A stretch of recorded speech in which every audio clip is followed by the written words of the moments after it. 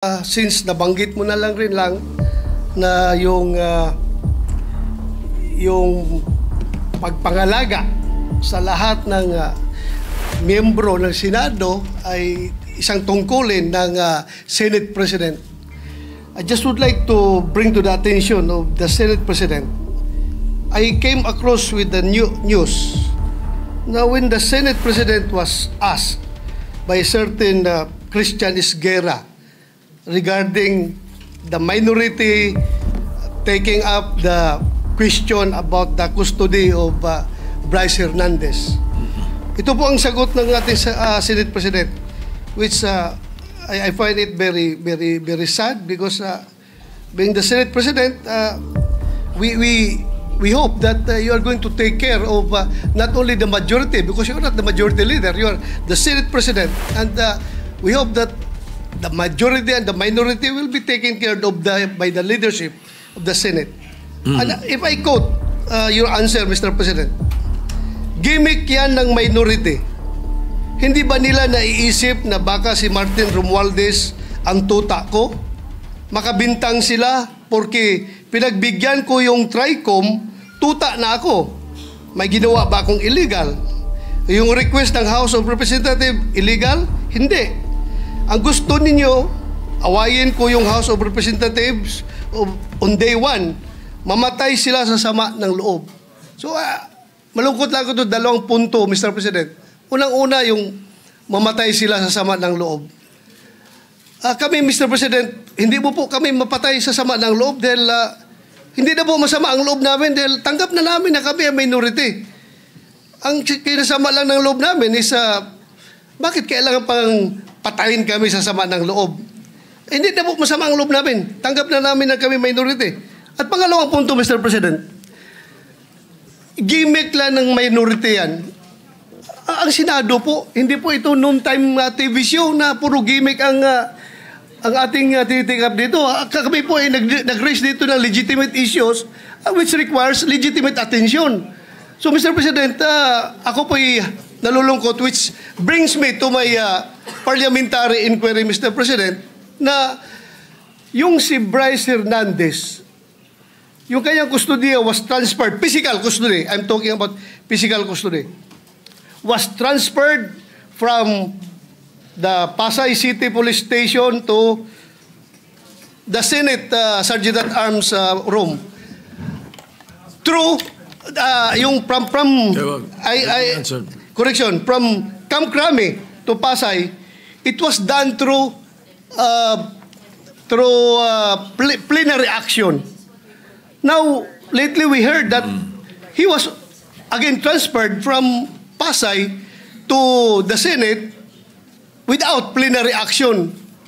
This is my parliamentary inquiry. Kung is a parliamentary action can be subverted by an action which is not a parliamentary action? Yun lang tanong ko. Matter of procedure lang, Mr. President. Dahil kung ganun, kailangan klaruhin natin yung ating rules. Thank you, Mr. President. Before I recognize the Majority Leader to place on record the recommitment of Mr. Hernandez, when I said mamatay sila na sama ng loob, we were addressing the trolls. Because it was the trolls who were saying something to that effect. Na misunderstood nila completely. No? I'm not supposed to do this. I'm not supposed to answer you here in the rostrum, but I cannot help but do that because you took the floor and parang sinisita mo yung Senate President, which is very unparliamentary. But nevertheless, I will answer you. Ano? Like, for example, yung sinasabi nila na sumunod daw ako kay Martin Romualdez. Just because I mentioned that Martin Romualdez called me does not mean that ako'y sumunod sa kanya. The request was coming from the House of Representatives and the request was to retain Hernandez in the Congress. At doon ako hindi pumayag. Is that being tuta? So you cannot help but also think na sasama ang loob ko pag binibintangan ako ng salita. Hindi po ba? So, ayun. Anyway, mabuti na yung masagot natin yan. At sinasabi ko sa kanila, yung mga trolls, yung mga sinasagot namin. Ngayon, to answer the issue of Mr. Hernandez, the majority leader may read the recommendation or the recommitment of Mr. Hernandez to the Senate custody. Yes, Mr. President. Mr. President, with the permission of the body, we made a study on the action that transpired the last 2 days on the recommitment of Vice Hernandez dito po sa atin sa Senado. To put on record, this is how it transpired. Last week, it was requested by, of course, the House of Representatives that we detain him in the House of Representatives. Hindi po kayo pumayag. Ang sabi nyo, kung ganun po ang gusto ni Hernandez kasi ayaw nyo pong bumalik dito, ang sinabi mo, hindi pwede. Dapat neutral and safe area dun po sa PNP Custodial Center. So nagkaroon po tayo ng debate dito dahil it was our distinguished colleague Senator Marcoleta who raised the issue that why was he put in the PNP Custodial area and not to the Senate detention facility, which was seconded by many of the members of the minority. A debate ensued. After the debate, I asked for a minute suspension and we all suggested na sa Pasay City Jail na lang po dahil malapit po sa Senado. Pero let's not forget the fact that originally, the position of the minority was to bring him back to the Pasay City Detention. It was only I who made the recommendation during the break that we keep it in Pasay City Jail because I approached the minority and you all agreed to my recommendation. And then after we started the session once more, the motion was done by the minority, graciously done by the minority, to move him instead to the Pasay City Jail. But upon consultation of the chairperson of the Blue Ribbon Committee, Senator Lacson, the Senate President granted the request as the chairperson of the Blue Ribbon Committee requested that he be brought back to the Senate, which was really, yun talaga ang posisyon ng gusto ng ating minority at the time para wala ng gulo. Pumayag po kayo na dito na lang sa Senado at may request na rin po, for the record, may sulat po si Bryce Hernandez, ang mga abogado niya, na ibalik siya dito at yan po ay confirmed sa kanilang hearing this morning for his writ of amparo before the Pasay City Regional Trial Court. Sinabi po ay doon na lang po ako sa Senado ilagay. So, the Senate President acted on the request na gusto ibalik na lang po dito. Tayo naman po ang tayo naman po ay may kustodiya niya sa kanya. At as a matter of fact, while watching the press con of our distinguished colleague Senator Marcoleta, nung tinanong sa kanya, sinagot po ni Senator Marcoleta ay tama naman po yan. Dapat talaga dito siya sa Senado kasi tayo po ang may kustodiya. Sinabi po ng ating mahal na senador yun.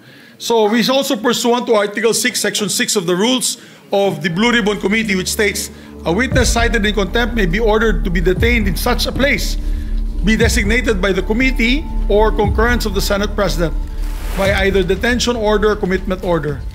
And under that commitment order, wherein the witness cited contempt refuses to produce documents required of him and her or to be sworn or to testify or maliciously evades or misleads the committee or otherwise purge himself or herself of that contempt may be ordered to be committed to any jail or prison facility upon recommendation of the committee through the chairman or the concurrence of the Senate President. So in this case po, the chairman had requested that he be brought back to the Senate for detention. It's not a violation of any rule, Mr. Chairman.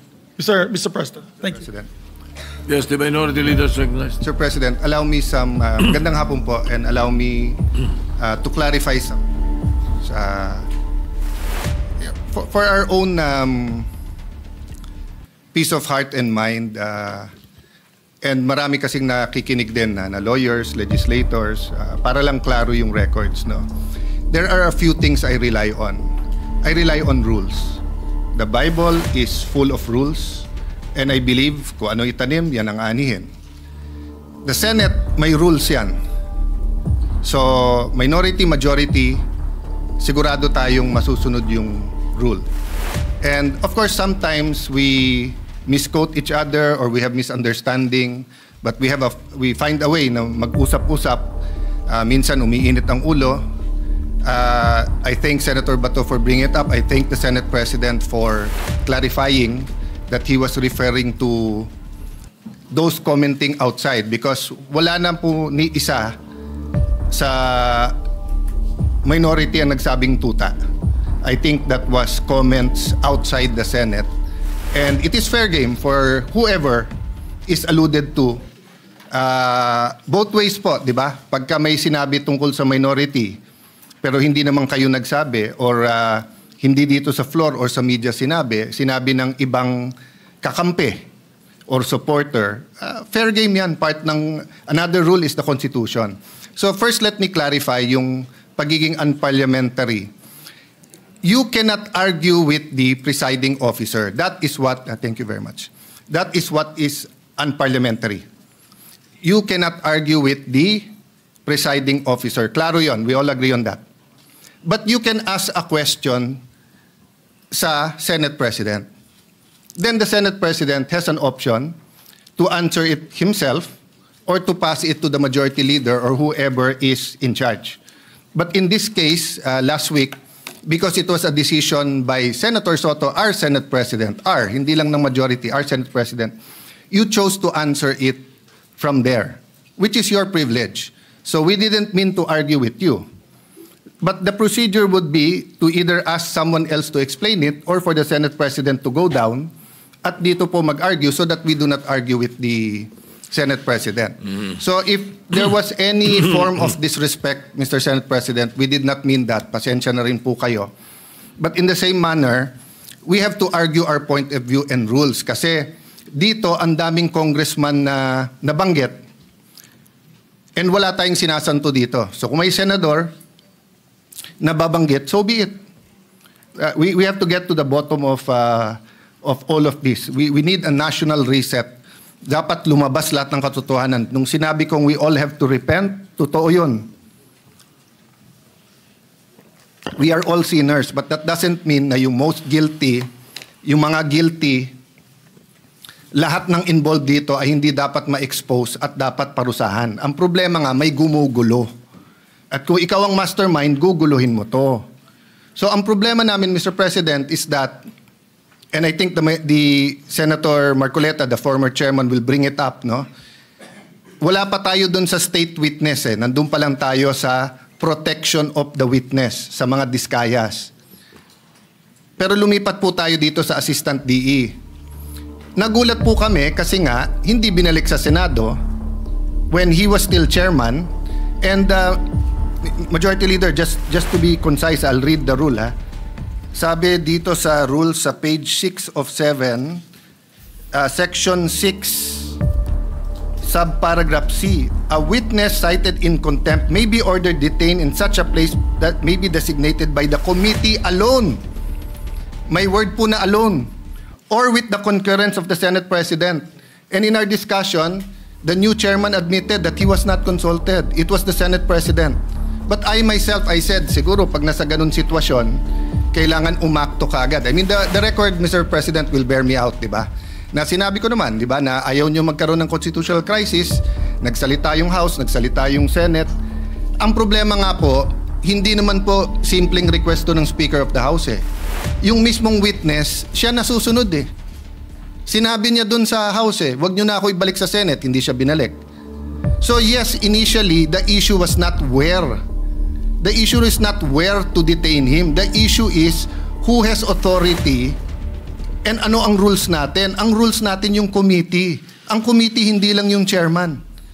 But at the last minute, napag-usapan natin dito at hawak ko po ang ating minutes or yung galing ba to sa journal? Transcript, no? Meron pong TSN po to. Nag-motion eh. Ang plenary po mas mataas sa committee. So paano po nangyari na si Assistant DE sa simpleng request niya, hindi naman nag-meeting yung committee. Ako as minority leader, automatic, hindi naman ako nakonsulta. So ang problema namin sa minority is not really where he is detained eh. Ang problema namin, can we rely on the rules? Because ang tamang procedure doon, kung hindi natin pinagbotohan to sa floor, is that either the chairman decides and we all give our concurrence sa chairman, or he informs us, may letter, anong tingin nyo? Then of course, masusunod naman yung majority, minority naman kami. Pero hindi na naman ganun nangyari. Tapos maririnig namin, mababasa na lang namin sa dyaryo or sa internet or maririnig namin ngayon sa majority leader na yun ang naging desisyon. Hindi pwedeng magdesisyon ang plenary tapos mababaliktad na lang ito. So the issue is not just Bryce. The issue is also the rules of the Senate. Ganun din po I don't know who wants to answer this. Ano ba ang rule natin pagdating sa CCTV? So, I put this on record. I will put it on record. Hanga ako kay Senator Lacson mag-imbestiga. And I support him to go all the way. But hindi ba kung meron tayong sinususpetsya dito, you make a request for the CCTV. And then, you have a conclusion. Kasi kung hindi, lahat na lang tayo titingin sa CCTV. Tapos sasabihin natin dito, may nakita akong ganito, pumunta sa media. May nakita ko, pumunta sa ganito. Di ba? So, yes, the government is under attack and that's legitimate. The Gen Zs are rising up. That's legitimate. They should. But we should not attack ourselves. Kung meron guilty sa atin dito, i-expose natin. Tapos sa Ethics Committee. Huwag natin pigilan ng witness. Kung gusto ituro ni Bryce, kung siyam kami sa minor, ituro niya. Pero sundin natin yung rules, no? So before I let go of the floor, I think Senator Marcoleta on the same topic wants to say some things. But whether he will say it or not, Mr. President, no? I don't know the pleasure of the body sa plenary. At mas marami naman kayo eh. So kung gusto nyo dito sa Senate, de okay. And I think Senator Estrada also found out that both in the PNP custodial and in the Pasay City, walang taga-usaha. Tama ba yun? Sa custodial, hindi totoo na it was under the custody of USAA kasi walang taga-USAA ang nandun. So we do not know what transpired during that time. Kasi pagka under contempt, hindi punishment yun eh. Binibigyan mo ng oras yung witness pag isip-isipan kung magsasabi ng totoo hindi. But if we allow people to come in and talk to him, hindi mo na alam kung sino nag-guide sa witness na yon. Ang pwede lang yung abogado niya, maybe his family, di ba? So I think this is legitimate without pointing fingers to anyone. I don't know what the Discayas will say. I don't know what Bryce Hernandez will say. Let them say everything they want to say. As Senator Ping naman said, may resibo. Pero katulad kay Joel Villanueva, peke yung resibo, ghost yung resibo eh. Hindi pala screenshot yun eh. Pinicturan pala ang cellphone. Ang screenshot, cellphone, sinave mo yung screen. Eto, cellphone, kinunan. O, sabihin mo na, sige, let's not on technicalities. Tapos tignan mo yung laman. Yung laman, member daw siya ng CA, hindi siya member ng CA doon. At tapos na. Kay Senator Jinggoy, naka-Amerikana. Minsan lang nga lang mag-Amerikana yung tao eh. Nung birthday niya. Pero ang picture sinabi, birthday niya, hindi naman. So, yes, may resibo. Pero may peking resibo eh. But we will address that at the right forum, Mr. President. But, again, we have to follow the rules.